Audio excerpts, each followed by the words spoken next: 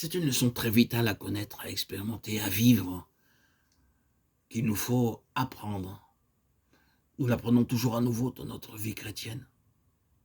Frères et sœurs en Christ, enfants de Dieu, si nous fixons nos yeux ailleurs que sur le Seigneur Jésus, nous faiblissons.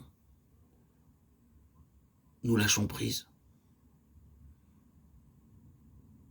Notre faiblesse peut provoquer notre chute. Il nous faut donc regarder toujours à Jésus-Christ. Regardant à Jésus. Ayons le respect dû au Saint de Dieu.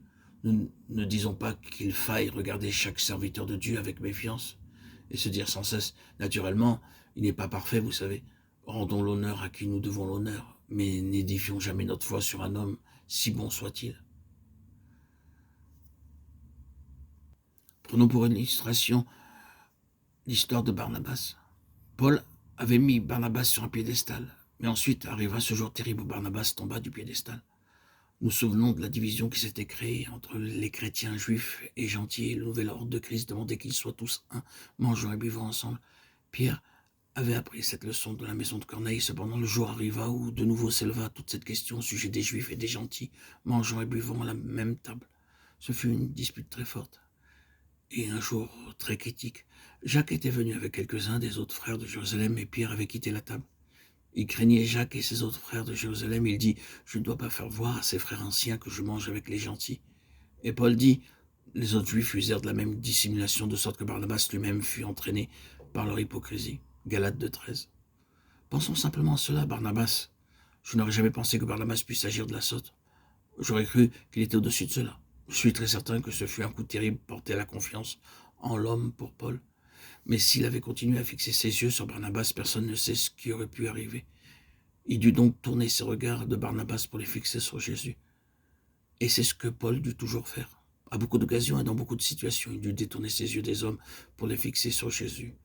Il y a une réelle impression de Paul dans cette lettre aux Hébreux regardant à Jésus. Quel que soit l'auteur de cette lettre, l'ombre de Paul la couvre. Son influence s'y retrouve partout. Et il a certainement été appelé à regarder à Jésus. Quant à nous-mêmes, je pense que nous sommes peut-être plus tentés de regarder à nous-mêmes qu'à autre chose. C'est l'un de nos exercices chrétiens réels. Il nous faut sans cesse détourner nos yeux de nous-mêmes et de tout ce qui nous touche. Il n'y a rien de plus décourageant que notre moi et rien de plus trompeur. Nos propres jugements sont tous trompeurs, ainsi que nos pensées et nos idées. Ce ne sont pas les pensées de Dieu. Il nous faut détourner nos yeux de nous-mêmes, mais pas pour regarder dans l'espace ou dans le vide.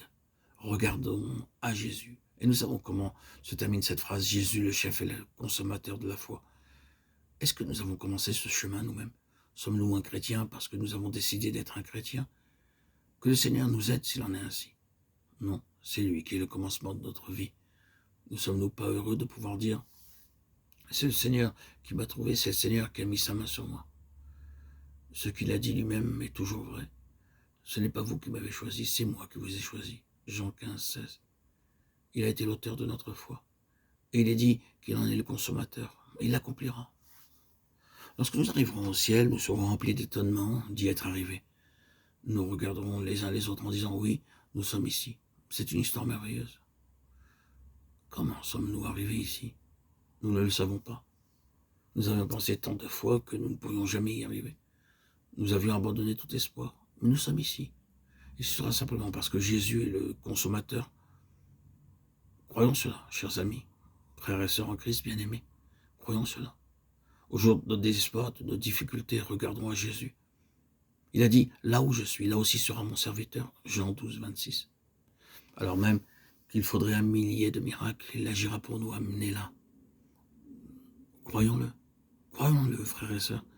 Saisissons-nous de cette assurance de nos deux mains et confions-nous en lui qui nous conduit dans la gloire, car telle est l'une des promesses de cette lettre, voulant amener beaucoup de fils à la gloire. Hébreux 2, 10. Et cela signifie, vous et moi,